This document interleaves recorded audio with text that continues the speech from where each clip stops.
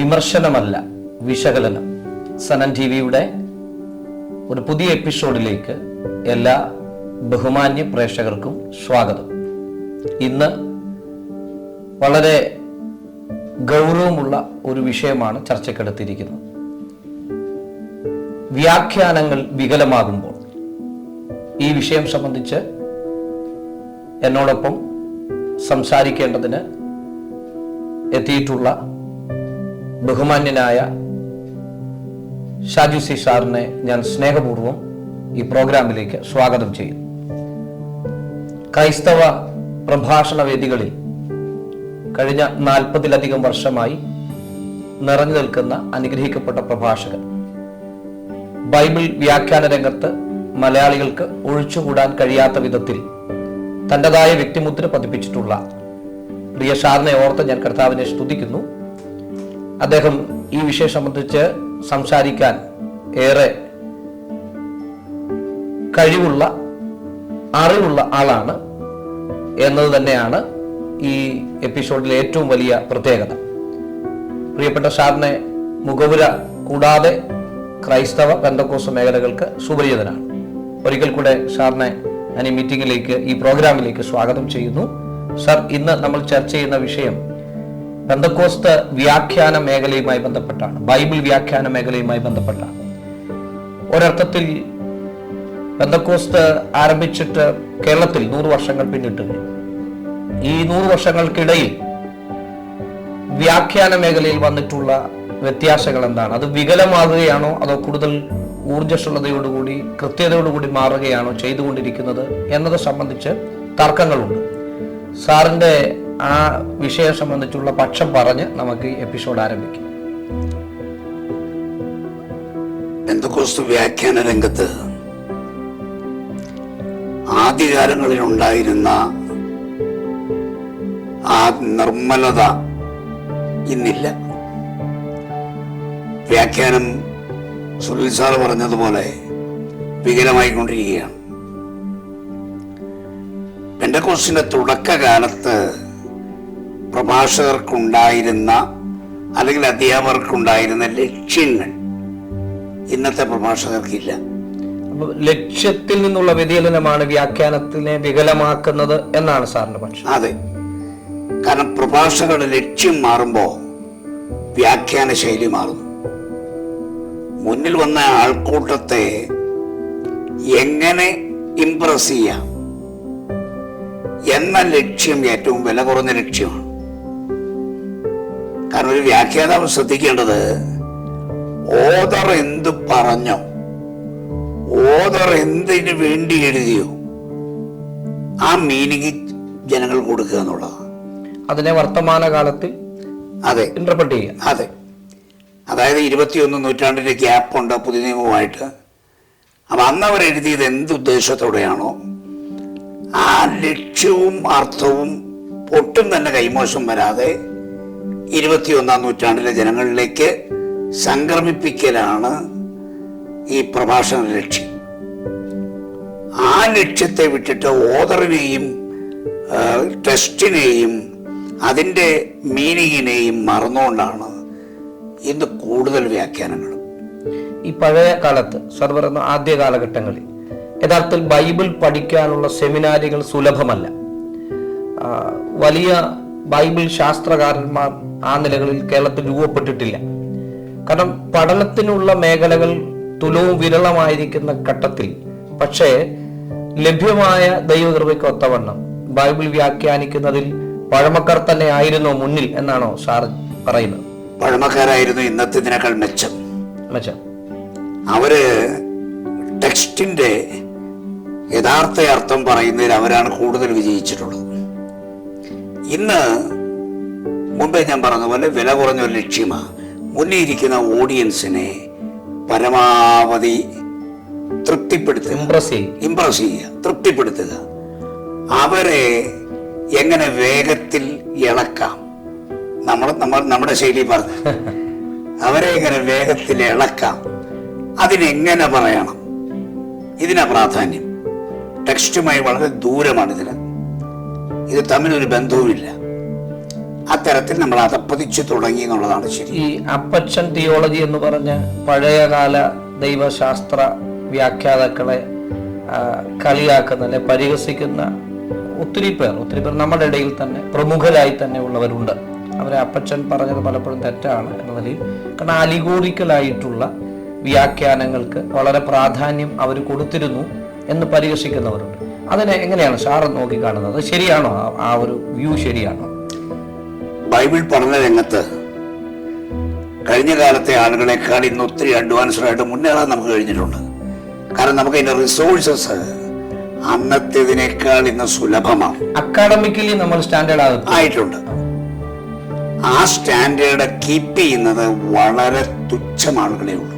അത് പബ്ലിക്കിൽ വരുമ്പോ അത് അക്കാഡമിക്കലി സ്റ്റാൻഡേർഡ് ഉള്ള ഒത്തിരി പേരുള്ളപ്പോൾ തന്നെ പൊതുസമൂഹത്തിലേക്ക് ബൈബിളിന്റെ വ്യാഖ്യാനം എത്തിക്കുന്നവരിൽ ഇത് കൃത്യമായി വർക്ക് ചെയ്യുന്നില്ല എന്നാണ് ഞാൻ പറയുന്നത്. അതറിയാവുന്നവർ പോലും ആൾക്കൂട്ടം കാണുമ്പോ എന്റെ മീറ്റിങ്ങിന് ആളുകൾ ഈ മുമ്പ് പറഞ്ഞ ഇളകുന്നില്ലെങ്കിൽ അതെന്റെ പേരിനെ ബാധിക്കും എന്ന ഒരു മിഥ്യാധാരണയിലാണ്. അതായത് അവരുടെ പ്രോഗ്രാമിംഗ്, അതായത് അടുത്തൊരു പ്രോഗ്രാം പിടിക്കുക അല്ലെങ്കിൽ അടുത്തൊരു ഘട്ടത്തിലേക്ക് തന്നെ പരിഗണിക്കണം. അതെ, അത് ജനത്തിന്റെ സംതൃപ്തി മാത്രമാണ് നോക്കുന്നത്. അതെ, മറിച്ച് ബൈബിളിന്റെ തനതായ ആശയം എന്താണ്, അല്ലെങ്കിൽ ആ സാർ പറഞ്ഞ ഓതർ എന്താണ് ഉദ്ദേശിക്കുന്നത്, പർപ്പസ് എന്താണ് ഇതിന്റെ എഴുത്തിന്റെ എന്നും ചിന്തിക്കാതെ കോണ്ടെക്സ്റ്റ് അനുസരിച്ച് തെറ്റായി വ്യാഖ്യാനിക്കുക. തീർച്ചയായിട്ടും അങ്ങനെ. അതാണ് ഇന്നത്തെ ഏറ്റവും വലിയ പ്രശ്നം എന്ന് പറയുന്നത്. ഈ ജനക്കൂട്ടത്തെ ഇളക്കാൻ കഴിയാത്തവനെ പിന്നീട് ആളുകൾക്ക് താല്പര്യമില്ല. അത് വിമർശനത്തിലൂടെയാകാം, ഈ പറയുന്ന രീതിയിലുള്ള രീതികളിലൂടെയാകാം. അതെങ്ങനെ വികലമായാലും ജനത്തിന് ഒരു ഇളക്കമുണ്ടാക്കാൻ കഴിഞ്ഞെങ്കിൽ വിജയിച്ചു എന്ന ചിന്തയാണ്. അതാണ് ഇന്നത്തെ നമ്മുടെ ഏറ്റവും വലിയ അപകടം എന്ന് പറയുന്നത്.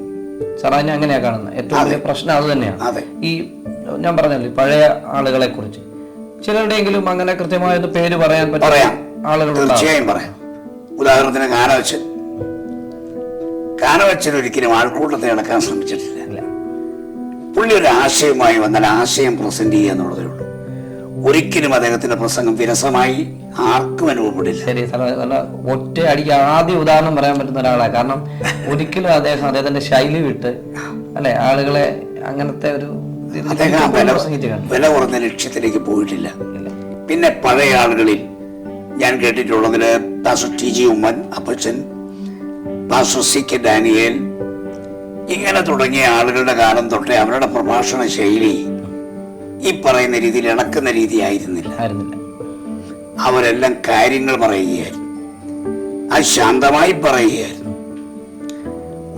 ഇടയ്ക്കെങ്ങാനും ദൈവത്തെ ഒന്ന് സ്തുതിക്കാം എന്ന് അവർ പറയുമ്പോൾ മാത്രമാണ് ആളുകളുടെ പ്രതികരണം ഉണ്ടായിട്ടുള്ളത്.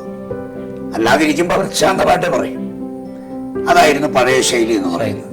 അതുകൊണ്ട് അപ്പച്ചന്മാരുടെ ശൈലി അപ്പാടെ തള്ളിക്കളയേണ്ടതല്ല. അത് ഒരു മുൻവിധി മാത്രമാണ്. എന്നാൽ ഞാൻ പറഞ്ഞില്ല, അപ്പച്ചന്മാരെ അക്കാഡമിക്കലി ഇന്നുള്ള തലമുറയാണ് അവരെക്കാൾ കുറെ കൂടെ മെച്ചം. എനിക്ക് തോന്നുന്നു അതിൻ്റെ അകത്ത് കൂട്ടിച്ചേർക്കാനുണ്ടെന്ന് തോന്നുന്നു. ഈ ഓഡിയൻസ്, ജനങ്ങൾക്കും വചനം കേൾക്കാനുള്ള ഒരു ആഗ്രഹം ഒന്നുണ്ടായിരുന്നു. പക്ഷെ ഇന്നത്തെ ജനത്തിന് പക്ഷേ ഇഷ്ടംപോലെ വചനം കേൾക്കുന്ന അവർക്ക് ഒരു വിടുതലും സൗഖ്യവും നേരത്തെ പറഞ്ഞൊരു പ്രോസ്പിരിറ്റിയുടെ വചനങ്ങൾ കേൾക്കാനായിരിക്കാം ഇവർ കൂടുതൽ ഇഷ്ടപ്പെടുന്നത്. സുനിൽ സാർ പറഞ്ഞ വളരെ ശരിയാണ്. ഇന്നത്തെ ജനങ്ങൾക്ക് ഇഷ്ടം സൈക്കോളജിക്കൽ കൺസോലേഷൻസ്, മനഃശാസ്ത്രപരമായ ആശ്വാസങ്ങൾ. കാരണം ഇവന് നൂറുകണക്കിന് പ്രശ്നങ്ങളാണ്. പ്രശ്നങ്ങളുടെ കാരണം ഇവന്റെ മനസ്സിൽ ഇപ്പോൾ എങ്ങനെയും ഈ ഭൂമിയിലെ ജീവിതം പച്ച പിടിപ്പിക്കുക എന്നുള്ളതാണ്. അങ്ങനെ വരുമ്പോൾ ഓട്ടോമാറ്റിക്കലി പ്രശ്നങ്ങൾ കൂടും. അപ്പൊ അവന് ആശ്വാസം വേണം, അവന് ധൈര്യം വേണം. ഇത് പ്രാധാന്യം പ്രസംഗകരും മനസ്സിലാക്കുന്നു, അവരും അത് തന്നെ വിളമ്പുന്നു. ജനങ്ങൾക്ക് എന്തു വേണമെന്ന് വിചാരിച്ച് കൊടുക്കുന്നവനല്ല വാസ്തവത്തിൽ വേദപുസ്തക പ്രസംഗകർ. ജനങ്ങൾക്ക് എന്തു വേണമെന്ന് തോന്നി അത് വേണ്ടതുപോലെ കൊടുത്തയാളാണ് അഹരോൻ. രണ്ട് ലീഡേഴ്സ് നമുക്ക് പഴയപതി കാണാം. ഒന്ന് ആരോൻ, ആ രണ്ട് മോശ. ജനങ്ങൾ ആവശ്യപ്പെട്ടത് കൊടുത്തയാളാണ് അഹരോൻ. മോശ നേരെ തിരിച്ചാണ്. ദൈവം എന്തു പറഞ്ഞോ അത് കൊടുത്തയാളാണ്. മോശയ്ക്കാണ് പ്രാധാന്യം. മോശ ചെയ്താണ് ശരി, അഹരോൻ ചെയ്തത് തെറ്റാണ്. ജനങ്ങൾക്ക് വേണ്ടതല്ല നമ്മൾ കൊടുക്കേണ്ടത്. ദൈവം എന്ത് കൊടുക്കാൻ ആഗ്രഹിക്കുന്നോ അത് കൊടുക്കുകയാണ് വേണ്ടത്. ഈ നമ്മൾ പെന്തക്കോസ്ത് പ്രഭാഷകരും വ്യാഖ്യാതാക്കളൊക്കെ ബ്രദറൻ സമൂഹം അവർ കുറച്ചുകൂടെ മെച്ചമാണ് എന്നൊരു ഒരു പൊതുധാരണയുണ്ട്. സാർ അതിനെ ശരിവെക്കുന്നുണ്ടോ? എന്റെ അഭിപ്രായത്തിൽ അവർ കുറെ കൂടെ മെച്ചമാണെന്നാണ്. കാരണം ബ്രദറുകാരെ ഈ വില കുറഞ്ഞ ലക്ഷ്യത്തിലല്ല കമ്മ്യൂണിക്കേഷൻ നടത്തുന്നത്. അവരുടെ ജനങ്ങളെ അങ്ങനെ ഒരു അപ്ലോസിന് വേണ്ടി, പ്രതികരണത്തിന് വേണ്ടി അവർ പറയാറില്ല. അപ്പൊ അതുകൊണ്ട് തറവായി പഠിച്ചവനെ അവിടെ എന്തെങ്കിലും പറയാറുള്ളൂ. പറയുന്നത് കേൾവിക്കാർ 100% ഉൾക്കൊള്ളുകയും ചെയ്യുന്നു. ഇവിടെ നമ്മുടെ പല പ്രഭാഷണ വേദികളിലും പെന്തിക്കോസ്തില് പ്രസംഗൻ പറയുന്ന മുഴുവൻ കേൾക്കാറില്ല. അതിനു മുമ്പേ ആളുകൾ ആരാവാരം ഉണ്ടാക്കുകയാണ്. ഈ ആരാവാരം ബാക്കി എന്തു പറഞ്ഞു എന്ന് കേൾക്കുന്നതിന് തടസ്സമായി മാറിയ നിരവധി മീറ്റിങ്ങുകൾ നമ്മൾ കണ്ടിട്ടുണ്ട്. അപ്പൊ അതുകൊണ്ട് ബ്രദറുകാരുടെ മെത്തേഡ് ക്ലാസ്സിനും പ്രസംഗരംഗത്തും പെന്തക്കോസ്റ്റ് ശൈലിയെ അപേക്ഷിച്ച് കൂടുതൽ ഫലപ്രദമാണ്. നമ്മുടെ ഇടയിൽ മിക്കവാറും ആളുകൾ അവരെ ആ നിശിതമായി വിമർശിക്കാറുണ്ട്. അവര് ആത്മസാന്നിധ്യം ഇല്ലാത്തവരാണ്. അത് ശരിയായിരിക്കാം. പക്ഷേ അവരുടെ ആ ദൈവശാസ്ത്രപരമായ കാഴ്ചപ്പാടുകൾ ജനത്തോട് അവർ അത് കൺവേ ചെയ്യുന്ന രീതിശാസ്ത്രം അത് കുറച്ചുകൂടെ മെച്ചമാണ് എന്ന് തന്നെയാണ് സാർ പറഞ്ഞു വെച്ചത്. തീർച്ചയായിട്ടും ഞാൻ അഭിപ്രായക്കാരനാണ്. കാരണം കേൾവിക്കാരനും നമ്മൾ പറയുന്ന മുഴുവൻ കേൾക്കണം, കേട്ട് മനസ്സിലാക്കണം. അതാണ് ഏറ്റവും പ്രാധാന്യപ്പെട്ട കാര്യം. നമ്മൾ ഈ പ്രിപ്പയർ ചെയ്ത് കൊണ്ടുവന്ന് പറയുന്നത് അവർക്ക് വേണ്ടിയാണ്. അവരത് കേൾക്കുക എന്നുള്ളതാണ് ഒന്നാമത്തെ കാര്യം. ഞാൻ എൻ്റെ ശുശ്രൂഷ കാലയളവില് ഈ ഇളകുന്ന ആൾക്കൂട്ടത്തിൽ ചെയ്ത പ്രസംഗവും ശാന്തമായിരുന്ന് കേൾക്കുന്ന ആൾക്കൂട്ടത്തിൽ ചെയ്ത പ്രസംഗവും രണ്ടും ഞാൻ ചെയ്തിട്ടുള്ളയാളാണ്. അപ്പൊ ഈ ഇളകുന്ന ആൾക്കൂട്ടത്തിനൊരു പ്രത്യേകത, മീറ്റിങ്ങിന് ശേഷം നമ്മളോട് ചോദിക്കുകയാണ്, എന്താണെന്ന് കേട്ടത്, എന്താണ് പറഞ്ഞത്, വിഷയം എന്താ അറിയില്ല. അവർക്കറിയില്ല.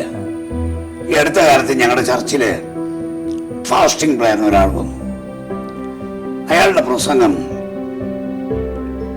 ആരും കേട്ടില്ല. കാരണം ബഹളമായി. എല്ലാം കഴിഞ്ഞ് ഈ ബഹളം വെച്ചവരിൽ ഒരാളോട് ഞാൻ ചോദിച്ചു, ഇന്ന് അദ്ദേഹം എന്താണ് പ്രസംഗിച്ചത്? ആദ്യം ഞാൻ കേട്ടില്ല എന്ന് പറഞ്ഞു. പിന്നെ നിങ്ങൾ എന്തിനാണ് ഇത്രയും ഒച്ച വെച്ചത്? കാരണം പ്രസംഗനും മൈക്കിലൂടെ അത് തന്നെയാണ് ചെയ്യുന്നത്. ആ സൗണ്ട് മോഡുലേഷനിലൂടെയും ഒച്ച വെക്കുന്നതിലൂടെയും ഇദ്ദേഹം ജനത്തെ പ്രേരിപ്പിച്ചു. അതിനാണ് അവരിളകി. പക്ഷെ പറഞ്ഞെന്താണെന്ന് അവർക്ക് ആർക്കും അറിയില്ല. അതാണ് ഇതെന്തായ വേറൊരു പ്രശ്നം. എനിക്ക് തോന്നുന്നു സാർ, ഈ സഭകളിൽ നമ്മൾ പാസ്റ്റേഴ്സ് അടക്കം, ഇടയ ശുശ്രൂഷ ചെയ്യുന്ന സഭ ലോക്കൽ പാസ്റ്റർ അടക്കം പ്രസംഗത്തിന് പ്രാധാന്യം കൊടുക്കുക. യഥാർത്ഥത്തിൽ ഈ സഭയ്ക്കകത്ത് ബൈബിൾ വ്യാഖ്യാനിക്കാൻ പ്രസംഗത്തെക്കാൾ പ്രബോധനത്തിനും ടീച്ചിങ്ങിനും പ്രാധാന്യം കൊടുക്കട്ടെ. തീർച്ചയായും ടീച്ചിങ്ങിനാണ് പ്രാധാന്യം കൊടുക്കേണ്ടത്. അതിന്റെ ഒരു അപജയമല്ലേ യഥാർത്ഥത്തിൽ നമ്മുടെ സഭകൾ സംഭവിക്കും. തീർച്ചയായിട്ടും നമ്മുടെ കർത്താവിനെ അറിയപ്പെട്ടതേ ഗുരു എന്നായിരുന്നു. ടീച്ചർ എന്നാണ് വിളിച്ചേക്കുന്നത്. ഇംഗ്ലീഷിൽ എങ്ങനെയാ? അപ്പൊ കർത്താവ് പ്രഭാഷണ ശൈലി ഒരു ടീച്ചിങ് മെത്തേഡായിരുന്നു. അതാണ് ജനങ്ങളിൽ ഏറ്റവും കൂടുതൽ ഇമ്പാക്റ്റ് ഉണ്ടാക്കുന്നത്. കേൾവിക്കാരനെ ഇംപ്രസ് ചെയ്യുന്നതിനേക്കാൾ അവനിൽ ഇമ്പാക്റ്റ് ഉണ്ടാക്കുന്നത് ടീച്ചിങ് മെത്തേഡാണ്. പക്ഷെ ആ മെത്തേഡ് എന്തുകൊണ്ട് പെന്തക്കോസ്റ്റ് ലോകത്തിന് സ്വീകാര്യമല്ല? എനിക്കൊന്നും സാറേ, ഇപ്പൊ ഈ കാലഘട്ടത്തിൽ സഭകളിൽ ഇപ്പൊ എനിക്കൊന്ന് സാറിന് 40-42 വർഷത്തെ എക്സ്പീരിയൻസ്, എനിക്ക് 24 വർഷത്തെ 25 വർഷം ആകുന്നു. അപ്പം ആദ്യകാലങ്ങളിൽ വചനം പഠിപ്പിക്കുന്ന ഒരു ശൈലി സഭകൾക്കകത്തുണ്ടായിരുന്നല്ലോ. വിശ്വാസി, അതായത് വിശ്വാസികൾ അവിടുത്തെ പാസ് വചനം പഠിപ്പിക്കുന്നുണ്ട്. ഇന്ന് അത് ഇല്ല, ഒരിടത്തും നമ്മൾ കാണുന്നില്ല. അതിന്റെ ഒരു പ്രശ്നം നിലവിൽ നമ്മുടെ വ്യാഖ്യാന മേഖലയിൽ ഉണ്ടായിട്ടുണ്ട്. തീർച്ചയായിട്ടും ഉണ്ട്. കാരണം പ്രാദേശിക സഭയിൽ വചനം അറിയാവുന്നവരാണെങ്കിൽ എനിക്ക് തോന്നുന്നു ഒരാൾ ചുമ്മാ വന്ന് ഇങ്ങനെ ഇളക്കുക അല്ലെങ്കിൽ അങ്ങനെ ശ്രമിച്ചാൽ അവര് ഇളകാൻ സാധ്യത വളരെ കുറവാണ്. അതെന്താ സാറായത്? അതെന്തുകൊണ്ടാണ് അങ്ങനെ നിന്നുപോയെന്ന് സാറ് മനസ്സിലാക്കുന്നത്? അല്ല, ആ ട്രെൻഡ് എങ്ങനെയോ നമുക്കിടയിൽ ചില പ്രഭാഷകർ കൊണ്ടുവന്നതാണ് ഈ മെത്തേഡ്. ആൾക്കൂട്ടത്തെ അളക്കുന്ന മെത്തേഡ് ചില പ്രഭാഷകരുടെ ഒരു ശൈലിയായിരുന്നു. അത് കൂടുതൽ മാർക്കറ്റൈസ് ചെയ്യപ്പെടുന്നുണ്ട് എന്ന് മനസ്സിലായപ്പോൾ കൂടുതൽ ആളുകളും അതിനെ ഫോളോ ചെയ്യാൻ തുടങ്ങി. ആ മെത്തേഡാണ് നല്ലത്. അവരുപയോഗിക്കുന്ന രീതി സാർ എങ്ങനെ മനസ്സിലാക്കി? എന്ത് രീതി ഉപയോഗിച്ചായിരിക്കും അവർ കൂടുതൽ ഇങ്ങനെ സ്തോത്രം അങ്ങനെ പറയും? അല്ല, ജനങ്ങളെ ഞാൻ പറഞ്ഞല്ലോ, മുമ്പേ ഞാൻ പറഞ്ഞില്ലേ, ഒരു മധ്യവർഗ ജനതയ്ക്ക് എപ്പോഴും ജീവിതത്തെ പച്ച പിടിപ്പിക്കാനുള്ള മോഹങ്ങളുമായി നടക്കുന്നവരാണ്. ഇത്തരം മോഹങ്ങളുള്ള ആളുകളെ തൃപ്തിപ്പെടുത്തുന്ന പ്രസംഗകരായി മാറുമ്പോൾ വ്യാഖ്യാനം ആ നിലയിലേക്ക് അധപ്പതിക്കുകയാണ്. അവർക്ക് വേണ്ടുന്നല്ല, മുമ്പേ സുനിൽ പറഞ്ഞതുപോലെ ഈ സഭയിൽ ലേഖനങ്ങൾ പഠിപ്പിക്കേണ്ടതാണ്, പൊളൈൻ ലേഖനങ്ങളൊക്കെ പഠിപ്പിക്കേണ്ടതാണ്. പക്ഷെ ടീച്ചിങ് മെത്തേഡല്ല. നേരത്തെ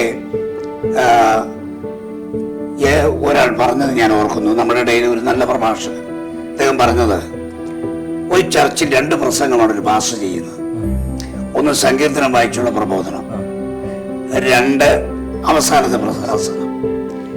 ആദ്യത്തെ സങ്കീർത്തനം വായിച്ചുള്ള പ്രസംഗം ഒരു വർഷിപ്പിന് പ്രേരിപ്പിക്കുന്നത് ആകാം, ജനങ്ങൾ വന്നല്ലേ ഉള്ളൂ, അവരെ ഒന്ന് എൻകറേജ് ചെയ്തുകൊണ്ട് അതാകാം.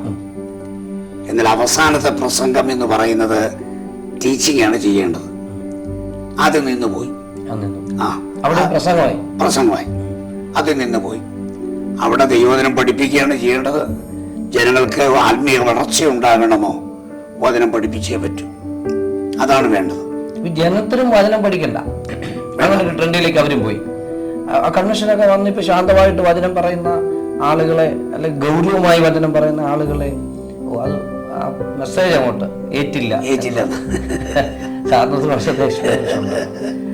അപ്പം ഞങ്ങളെ കാണുന്നത് സാറ് 2 കൂട്ടരെ അത്യാവശ്യം മെയിൻറ്റെയിൻ ചെയ്ത് പോയ ഒരാളായിട്ടാണ് ഞങ്ങൾ വിലയിരുത്തുന്നത്. എന്ന് പറഞ്ഞാൽ സാർ അതിന് തന്നെ എടുത്തുകൊണ്ട് ഓടുന്ന ആളെന്നല്ല, വചനം കൃത്യമായി, ഞാൻ എന്നോട് സംസാരിക്കുമ്പോൾ ഞാൻ പറയാറുണ്ട്, കൃത്യമായി ഇപ്പോഴും വചനം പ്രിപ്പയർ ചെയ്ത് ആ നോട്ട്സുമായി വന്ന് പ്രസംഗിക്കുന്ന ചുരുക്കം പ്രസംഗകരിൽ ഒരാളായിട്ടാണ് സാറിനെ ഞങ്ങൾ കാണുന്നത്. അപ്പോൾ എനിക്ക് തോന്നുന്നു ഇത്തരത്തിലുള്ള പ്രഭാഷകരുടെ ഒരു അഭാവം പെന്തക്കോസ്റ്റിൽ ഇപ്പോൾ നിഴലിച്ച് കാണുന്നുണ്ടോ? അതൊരു പുതിയ തലമുറ ആ നിലകളിൽ വചനം പ്രസംഗിച്ച് കയറി വരുന്നതായിട്ട് സാറിന് തോന്നുന്നുണ്ടോ? പുതിയ തലമുറയില് അത്തരത്തിലുള്ള ആളുകൾ ഉണ്ടെന്ന് ചൂണ്ടിക്കാണിക്കാൻ എനിക്കില്ല വാസ്തവത്തിൽ. കാരണം എല്ലാവരും ഈ ട്രെൻഡിന്റെ പിന്നാലെയാണ്. അപൂർവം ചിലര് അത്തരത്തിൽ ശ്രമിക്കുന്നുണ്ട്, ഇല്ലെന്ന് പറയുന്നില്ല, വിരലെണ്ണാവുന്നയാണ്. അവരെന്ത് വന്നാലും ശൈലി മാറ്റാൻ തയ്യാറല്ല. പക്ഷെ എന്നാലും ആത്യന്തികമായി ആളുകളുടെ ലക്ഷ്യത്തിനകത്ത് ഞാനിവിടെ ആൾക്കൂട്ടത്തെ ഒന്ന് ഇളക്കിയില്ലെങ്കിൽ ഇവിടെ എനിക്കത് വലിയ നഷ്ടമുണ്ടാകും എന്ന് ചിന്തിക്കുന്ന തലത്തിലേക്ക് മാറിയവരാണ് എല്ലാ ആളുകളും. അപ്പൊ അത് അപകടകരമായ ഒരു പ്രവണതയാണ്. അപ്പൊ ഇതിന് ഒരു സൊല്യൂഷൻ എന്താ സാറിന് പറയാനായിട്ടുള്ളത്? നമുക്ക് ഈ ഇതിനെ ഒന്ന് അതിജീവിക്കാനുള്ള, ഈ വ്യാഖ്യാനങ്ങൾ വികലമാകുന്നതിനെ അതിജീവിക്കാൻ അതിന് ചെയ്യാൻ പറ്റുന്നൊരു കാര്യം എന്റെ അഭിപ്രായത്തിൽ ഈ പ്രസംഗകർക്ക് വിഷയങ്ങൾ കൊടുക്കുക. അതൊരു വലിയ പ്രധാനപ്പെട്ട ഒരു കാര്യം. പ്രിപ്പയർ ചെയ്യാതെ ഒരാൾക്കും വരാനൊക്കുകയില്ല. അവർക്ക് ഇഷ്ടമുള്ള മെസ്സേജ് വന്ന് പറഞ്ഞിട്ട് പറയാനൊക്കുകയില്ല. ഒരു നല്ല നല്ല അപ്പം വിഷയങ്ങൾ കൊടുക്കുക. അപ്പം ഞാൻ നേരത്തെ പറഞ്ഞില്ല, പഴയ തലമുറയിലുള്ള ആളുകൾ വരുമ്പോൾ അവരൊരു വിഷയം കൊണ്ടാണ് വരുന്നത്. ഒന്നുകിൽ വെളിപ്പാട് പുസ്തകത്തിലെ മഹാപീഡനകാലം, മാഗോഗ് യുദ്ധം, ഇങ്ങനെ കുറെ വിഷയങ്ങൾ കൊണ്ടാണ് അവർ വരുന്നത്. അപ്പൊ അവരാ വിഷയം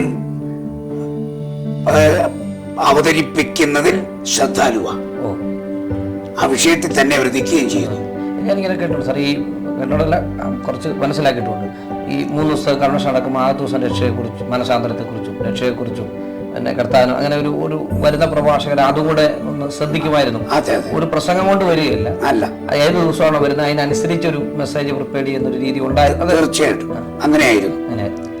അത് പ്രയോജനമുള്ള കാര്യമായിരുന്നു. അതെ, അത് സിസ്റ്റമാറ്റിക് ആയിട്ടൊരു വിഷയവുമായി വരുന്ന ആളുകൾ അന്യം നിന്ന് പോയി എന്നുള്ളതാണ് പ്രശ്നം. എനിക്കൊന്ന് സാറ് പറഞ്ഞു വന്നത് സംഘാടകർ ശ്രമിച്ചാൽ കുറച്ച് വ്യത്യാസങ്ങൾ വരുത്താം, മെച്ചപ്പെടുത്താം. കാരണം വിഷയം കൊടുത്താൽ മതി. ശരി, 1 ദിവസം വിളിക്കുന്ന ആൾ ഇന്നത് പ്രസംഗിക്കണം. അതെ, നല്ലൊരു ഐഡിയ, നമ്മൾ അപ്ലൈ ചെയ്യാൻ പറ്റുന്നത്. അപ്പൊ വിഷയത്തിൽ നിന്ന് അവർ കാര്യങ്ങൾ പറയും. അപ്പൊ ആവശ്യമില്ലാതെ ഇളക്കാൻ ശ്രമിക്കുകയും അവിടെ ഒരു പ്രശ്നം വരും സാർ. പറയുന്നത് എനിക്ക് ആത്മനിയോഗം തന്നത് ഈ വാക്യല്ല ചിലപ്പോൾ ഇല്ലേ? നമ്മുടെ ആളുകളെ പലയിടത്തും രക്ഷപ്പെടുന്ന എന്ത് പറഞ്ഞാന്നറിയാം? എന്നോട് ആത്മാവ് പറഞ്ഞു. ഈ ന്യൂജൻകാരുടെ എല്ലാം ട്രെൻഡ് അതാ. എന്നോട് ആത്മാവ് പറഞ്ഞു. ഇത് പറഞ്ഞ ആരും ചോദ്യം ചെയ്യില്ലെന്നാണ് ഇവർ ധരിക്കുന്നത്. പക്ഷേ പൗലോസ് എഴുതിയിട്ടുണ്ട്, ഏതാത്മാവിനെയും സ്വീകരിക്കരുത്, വിവേചിക്കണം. വിവേചിച്ചാൽ ഇവൻ ഔട്ടാവും. കാരണം ഇവനോട് ദൈവാത്മാവല്ല പറഞ്ഞത്. ഈ ആത്മാവ് പറഞ്ഞു എന്ന് പറഞ്ഞുകൊണ്ട് ബൈബിൾ കോണ്ടക്സ്റ്റിന് വെളിയിൽ തോന്നുന്നു പറയാൻ പറ്റത്തില്ല. ആ കോണ്ടക്സ്റ്റിൽ നിന്നുകൊണ്ട് ബൈബിൾ എന്ത് മീൻ ചെയ്യുന്നോ അതിനോട് നീതി പുലർത്തണം. ഈ ട്രഡീഷണൽ പെന്തക്കോസ്റ്റ് നമ്മൾ പറയല്ലോ, ആ ട്രഡീഷണൽ വ്യൂവിൽ നിന്ന പെന്തക്കോസ്റ്റിന് അകത്തേക്ക് ഇത്തരത്തിലൊരു വ്യത്യാസം വന്നതിൽ ഈ സാറ് പറയുന്ന നൂജൻ പ്രഭാഷകർ, നൂജൻ സഭകൾ, ഇവർ ഈ പെന്തക്കോസ്റ്റിന്റെ അകത്തൊരു സ്വാധീനം ചെലുത്തുന്നുണ്ടോ? അതാണോ ഇങ്ങനെ മാറാനുണ്ടായ ഒരു കാരണം? അതും ഒരു കാരണമാണ്. എന്നാൽ ഈ ട്രെൻഡ് തുടങ്ങിയത് നൂജന് മുമ്പാ. അതാ ഞാൻ ചോദിച്ചത്. ഇതുകൊണ്ട് ചിലര് പറയുന്നത് ഇവര് വന്നതിന് ശേഷമാണ് ഇങ്ങനെ. അല്ല, അതിന് മുമ്പേ ഉണ്ട്. പെന്തക്കോസ് പ്രസംഗകർ തന്നെ ആ നിലയിലേക്ക് വരിക, ആ നിലയിലായി അവര് ആ നിലയിലേക്ക് വന്നു. അതായത് വിടുതൽ, ഉയർച്ച, ഇത്തരം വിഷയങ്ങളാണ് അവർ ഫോക്കസ് ചെയ്യുന്നത്. അപ്പം സാമ്പത്തികമായ ഉന്നമനം വേണമെന്ന് ആഗ്രഹിക്കുന്ന ഒരു ജനതയാണ് എന്റെ മുമ്പിലിരിക്കുന്നത് എന്ന് പ്രസംഗൻ മനസ്സിലാക്കിക്കൊണ്ട് അവരെ തൃപ്തിപ്പെടുത്താൻ വേണ്ടി വിഷയത്തിനകത്ത് ഇവർക്ക് ലഭിക്കാൻ പോകുന്ന ഉന്നമനത്തെ കുറിച്ച് പറയാൻ തുടങ്ങി. ഉയർത്തും, അനുഗ്രഹിക്കും, ദൈവം മാനിക്കും. ദൈവം കൊടുത്ത ഏറ്റവും വലിയ മാന്യതയാണ് ദൈവപൈതൽ എന്നുള്ള മാന്യത. അതിന്റെ മേളിലൊരു മാന്യതയില്ല. അപ്പൊ സുനിൽ സാറ് ഒരു സുവിശേഷകനാണ് എന്നുള്ളതിനേക്കാൾ വലിയ മാന്യത വേറെ ഒന്നിനും തരാൻ പറ്റില്ല. നിങ്ങൾ വാങ്ങുന്ന കാറ് കൊണ്ടോ, നിങ്ങൾ വെക്കുന്ന വീട് കൊണ്ടോ, നിങ്ങൾക്ക് സംഘടന ലഭിക്കുന്ന പൊസിഷൻ കൊണ്ടോ ഒന്നും സുവിശേഷകന്റെ അല്ലെങ്കിൽ പാസ്റ്റർ എന്നതിനേക്കാൾ വലുതല്ല ഒന്നുമല്ല. പക്ഷെ ദൈവം തന്നെ മാനിക്കുമെന്ന് കേൾക്കുമ്പോൾ നമ്മുടെ ചിന്ത വേറെ, ഓൾറെഡി നമ്മൾ വ്യത്യാസമായി.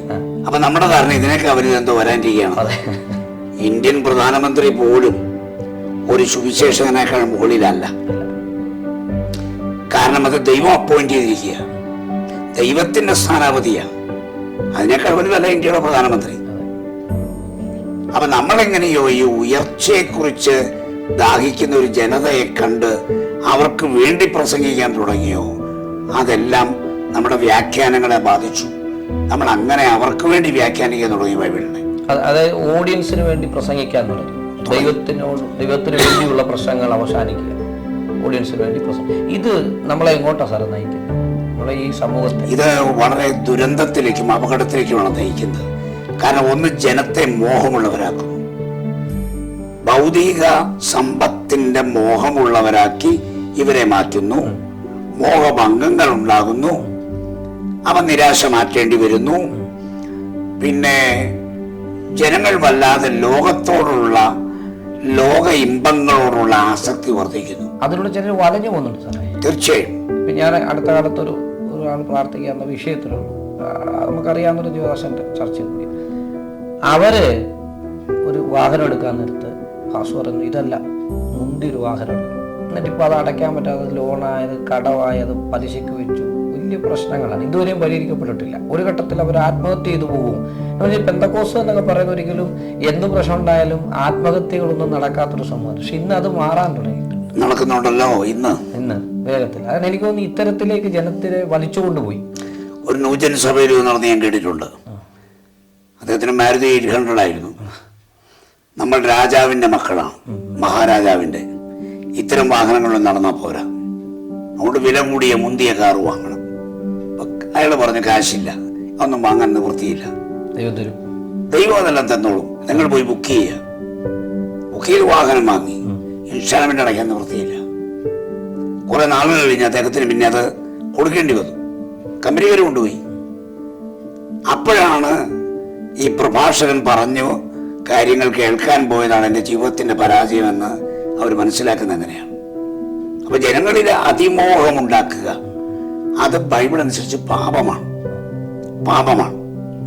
ജനങ്ങളെ മോഹിപ്പിക്കാൻ പഠിപ്പിക്കുകയാണ് ഇത്തരത്തിലുള്ള ആളുകൾ ചെയ്യുന്നത്. ഇതൊരു അപകടകരമായ നിലയിലേക്ക് അടുത്തൊരു ജനറേഷനെ കൊണ്ടുപോകാം. തീർച്ചയായും. കാരണം വചനം അറിയാത്ത, വചനം ദുർലഭമായി എന്ന് പറയുന്നത് പോലെ, ന്യായാധിപ കാലത്തെ പോലെ വചനം ദുർലഭമായി മാറുകയാണ്. കാരണം അടുത്തൊരു ജനറേഷന് വചനം അറിയാതെ വന്നാൽ അവർ ഈ പ്രോസ്പെരിറ്റിയുടെ ആ ഒരു തലത്തിലേക്ക് മാറിപ്പോയാൽ പെന്തക്കോസ്തിന്റെ തനിമ പൂർണ്ണമായി നഷ്ടപ്പെട്ടു പോകും. ഇപ്പൊ തന്നെ അത് നഷ്ടപ്പെട്ടുകൊണ്ടിരിക്കുക എന്നാ സാറിന്റെ പക്ഷം. തീർച്ചയായിട്ടും ഈ പ്രോസ്പെരിറ്റി തിയോളജിയും മുമ്പ് ഞാൻ പറഞ്ഞ സൈക്കോളജിക്കൽ കൗൺസിലിംഗ് മെത്തേഡുകളും മാത്രമാണ് ഇന്ന് പ്രസംഗിക്കുന്നത്. അത് പ്രസംഗിക്കുന്നവനെയാണ് ജനങ്ങൾക്ക് വേണ്ടത്. അത് പ്രസംഗിക്കുന്നവർക്കാണ് വേദികളുമുള്ളത് കൂടുതലും. ഇനി അക്കാഡമിക്കലി എന്താണ് വ്യാഖ്യാന ശാസ്ത്രം, ബിബ്ലിക്കൽ ഹെർമനോട്ടിക്സ് എന്താണെന്ന് കൃത്യമായി പഠിച്ചിട്ടുള്ള ആയിരക്കണക്കിന് നൂറുകണക്കിന് ആളുകൾ നമ്മുടെ പെന്തക്കോസ്ത് സമൂഹത്തിലുണ്ട്, അക്കാഡമിക്കലി ഉണ്ട്.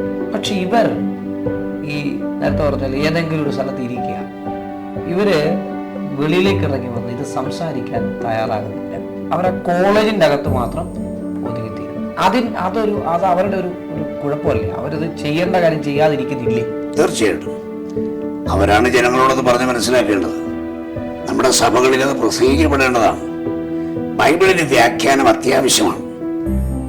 കാരണം ബൈബിൾ എഴുതിയിരിക്കുന്ന ലാംഗ്വേജ് എന്ന് പറഞ്ഞാൽ സിംബോളിക് ലാംഗ്വേജ്, അതുപോലെ തന്നെ മെറ്റഫോറിക് ലാംഗ്വേജ്, അപ്പോക്കലിപ്റ്റിക്, ഇങ്ങനെ പല ഫോമിലാണ് ബൈബിൾ രചിച്ചിരിക്കുന്നത്. അപ്പൊ വ്യാഖ്യാനം ബൈബിളിന് അനിവാര്യമാണ്. പക്ഷെ അതിന് നിയമങ്ങളുണ്ട്, അതിന് ചില പ്രിൻസിപ്പിൾസ് ഉണ്ട്. ആ നിയമം അനുസരിച്ച് മാത്രമേ നമുക്ക് വ്യാഖ്യാനിക്കാൻ പറ്റൂ. അല്ലാത്തത് അപകടകരമായ കാര്യമാണ്. അപ്പൊ ജനങ്ങൾ കാര്യങ്ങൾ അറിയാതെ പോകുന്നതും തെറ്റായ നിഗമനങ്ങളിൽ എത്തുന്നതും ഈ വ്യാഖ്യാതാക്കൾ വരുത്തുന്ന പിഴവുകളാണ് അതിന്റെ യഥാർത്ഥ കാരണം. ഇനി ഞാൻ എൻ്റെ ഒരു ഈ പ്രസ്ഥാനങ്ങൾ നമുക്ക് ഒത്തിരി കൂണുപോലെ പ്രസ്ഥാനമുണ്ട്. കേരള കോൺഗ്രസ് പോലെ പെന്തക്കോസ്ത് എന്നാണ് പൊതുവിൽ വെക്കുന്നത്. കാരണം പിരിഞ്ഞു കഴിഞ്ഞാൽ അടുത്ത ഗ്രൂപ്പ് ഉണ്ടാകും. അങ്ങനെ ഗ്രൂപ്പുകളുടെ വലിയൊരു ഇതാണ്. പുതിയ പുതിയ സഭകളുണ്ട്. ഇവിടെ ലീഡേഴ്സിനൊരു പങ്കില്ല സാർ. ഈ ട്രെയിൻഡ് ആയിട്ടുള്ള പാസ്റ്റേഴ്സിന് ബൈബിൾ എങ്ങനെ കൃത്യമായി വ്യാഖ്യാനം ജനത്തെ പഠിപ്പിക്കണം എന്ന് പറഞ്ഞു വിടാതെ കേവലം ലീഡേഴ്സ് നേരത്തെ ഒരു പദവിയിൽ വെറുതെ ഇരിക്കുകയാണ് ഇവർ. യഥാർത്ഥത്തിൽ ഏറ്റവും കൂടുതൽ റെസ്പോൺസിബിലിറ്റി ഉള്ളത് ഇവർക്കല്ലേ? ഇവിടെ ഒരു കാര്യം നമ്മൾ എപ്പിസ്കോപ്പസിയെ കുറിച്ച് പറയേണ്ടി വരും. എപ്പിസ്കോപ്പൽ സഭകളിൽ ആർക്കും എങ്ങനെയും വ്യാഖ്യാനിക്കാൻ അനുവാദമില്ല.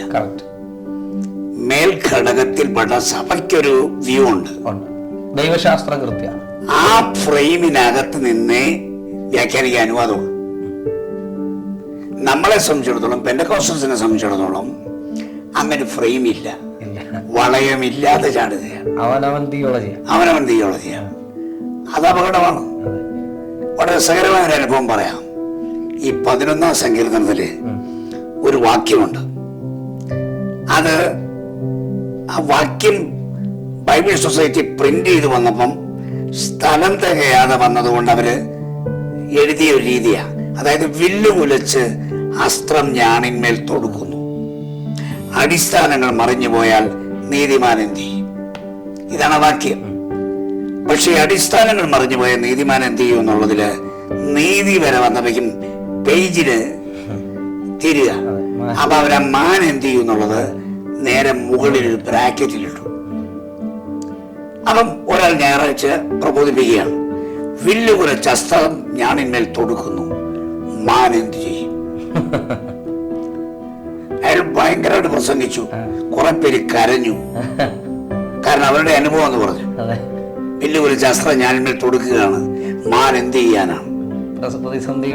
പ്രതിസന്ധികൾ നിനക്കെതിരെ വില്ല് കുലച്ച് നിൽക്കുകയാണ്. കരഞ്ഞു, ചിലർ ആത്മാവിലായി, ഭയങ്കര ബഹളം. പക്ഷെ 7ാം ക്ലാസ്സിൽ പഠിക്കുന്ന ഒരു ചെറുക്കൻ അവന്റെ ബൈബിളിൽ അത് വായിച്ച് അവൻ കണ്ടു, അവൻ മനസ്സിലായി ഇത് വ്യാഖ്യാനിക്കുന്നവനെ പെശകാണ്.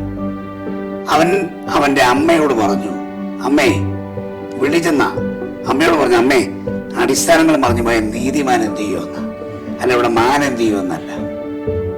അമ്മ പറഞ്ഞു മിണ്ടാതിരട, അതൊക്കെ ഉപദേശിക്ക് അറിയാം, ഉപദേശി പറയും. ഇങ്ങനെ പോകുന്നതാണ് പല വ്യാഖ്യാനങ്ങൾ. ഒത്തിരി ഞാൻ ലൈവ് കേട്ടൊരു വ്യാഖ്യാനം, അഞ്ചപ്പം പഞ്ചഗ്രന്ഥമാണെന്ന് വ്യാഖ്യാനം.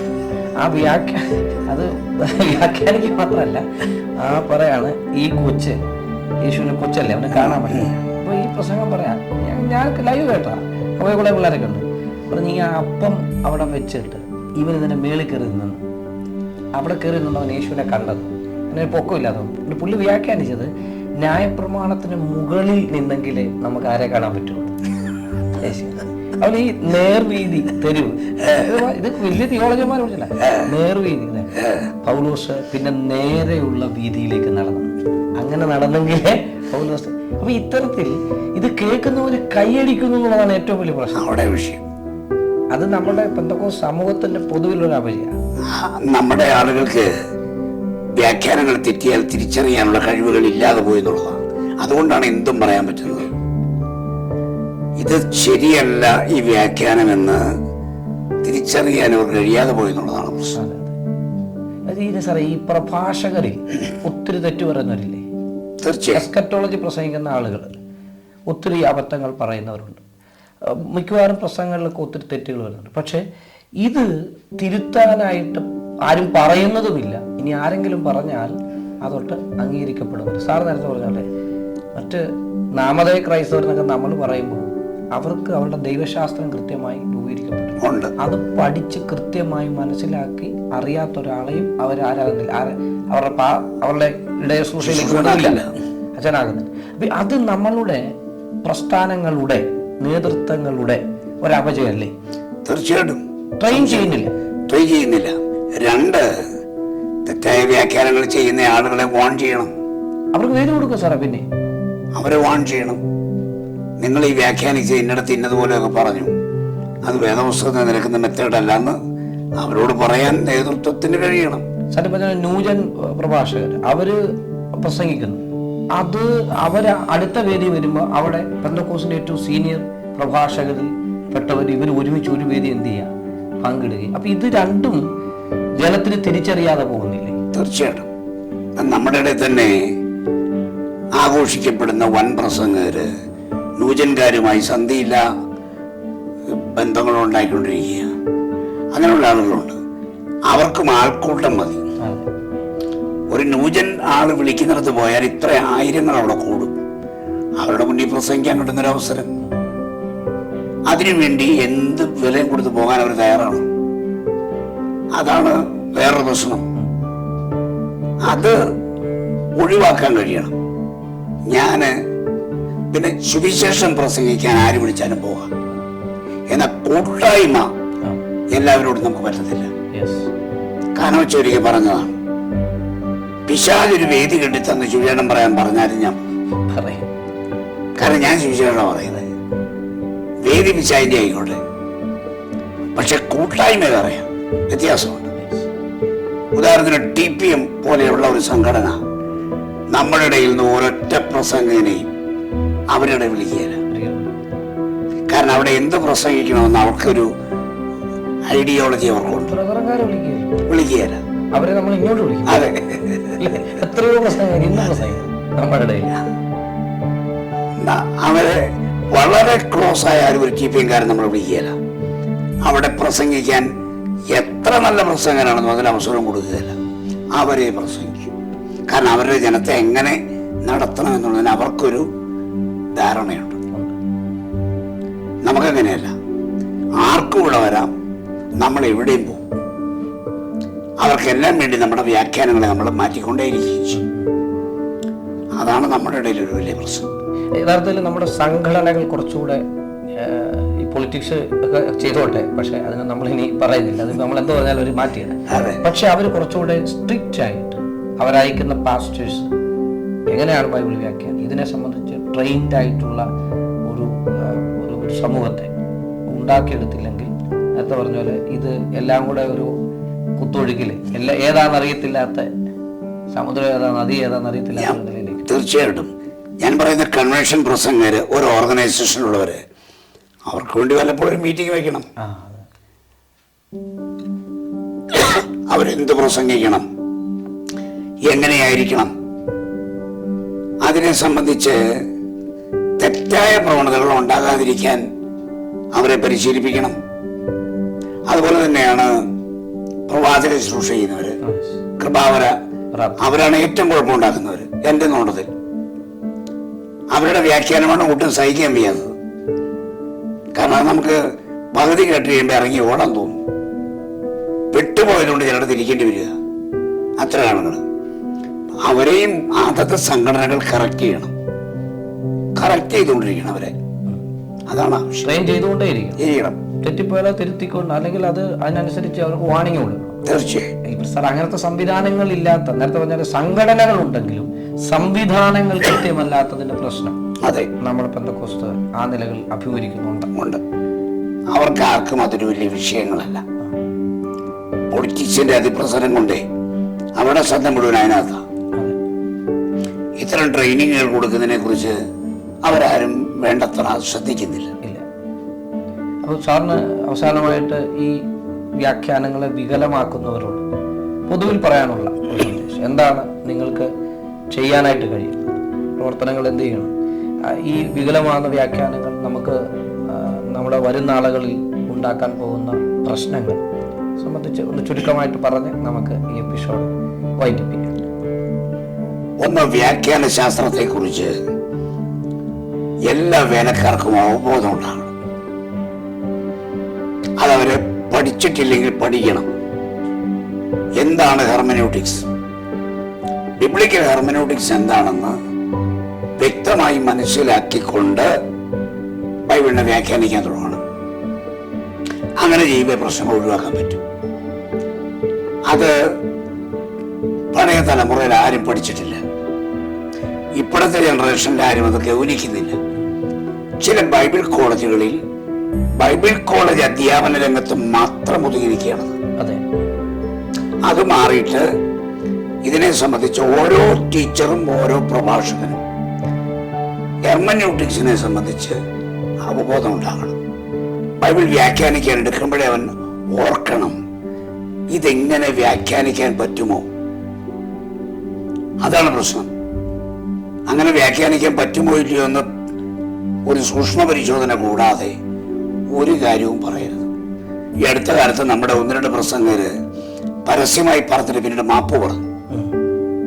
പരസ്യമായി വിഷയങ്ങൾ പറഞ്ഞിട്ട് ആളുകൾ അതിനെ ആക്രമിച്ചപ്പോ അവർ മാപ്പ് പറയേണ്ടി വന്നു. അവരുടെ പേരുകൾ പ്രസക്തമല്ല, അത് സാധാരണ കാര്യമാണ്. ചിലെങ്കിലും തിരുത്തുന്നുണ്ടല്ലോ. അതെ, അങ്ങനെ തിരുത്തിച്ചു ആളുകളെ കൊണ്ട്. തെറ്റുകൾ പറഞ്ഞു പോകുന്നവർ തിരുത്തണം, അതാവശ്യമാണ്. അവർ ഹെർമനോട്ടിക്സ് പഠിക്കണം, അതെന്താണ് വ്യാഖ്യാന ശാസ്ത്രമെന്ന് മനസ്സിലാക്കണം. അതാണ് അക്കാര്യത്തിൽ എനിക്ക് പറയാനുള്ളത്. ഓക്കെ, സാറിൻ്റെ നല്ല വാക്കുകൾക്ക് നന്ദി. ഈ എപ്പിസോഡിൽ ഞങ്ങൾക്കൊപ്പം സമയം ചെലവഴിച്ചതിന് ഒത്തിരി വിലപ്പെട്ട സമയമാണ്, അത് ഞങ്ങൾക്ക് തന്നതിന് പ്രത്യേകിച്ച് നന്ദി. നല്ല വാക്കുകൾക്ക് നന്ദി. കേട്ട പ്രേക്ഷകർ തീർച്ചയായും ഇതൊരു ഞങ്ങളുടെ ടൈറ്റിൽ പോലെ ഇത് വിമർശനമല്ല, ഇത് വിശകലനമാണ്. ഞങ്ങളെല്ലാം പാസ്റ്റേഴ്സാണ്. അതുകൊണ്ട് വ്യാഖ്യാന മേഖലയിൽ കുറച്ചുകൂടെ ശ്രദ്ധ കേന്ദ്രീകരിക്കേണ്ടത് അനിവാര്യതയാണ്. അടുത്തൊരു തലമുറ പെന്തക്കോസ്തിന്റെ തനിമ നിലനിർത്തിക്കൊണ്ട് ബൈബിൾ ക്രിസ്തീയ രംഗത്ത് വളരെ വ്യക്തമായ നിലപാടുകൾ സ്വീകരിച്ചു പോകണമെങ്കിൽ ബൈബിൾ കൃത്യമായി വ്യാഖ്യാനിക്കപ്പെടേണ്ടതായിട്ടുണ്ട്. അതിനുവേണ്ടി എല്ലാവരും ശ്രമിക്കുക. Thank you.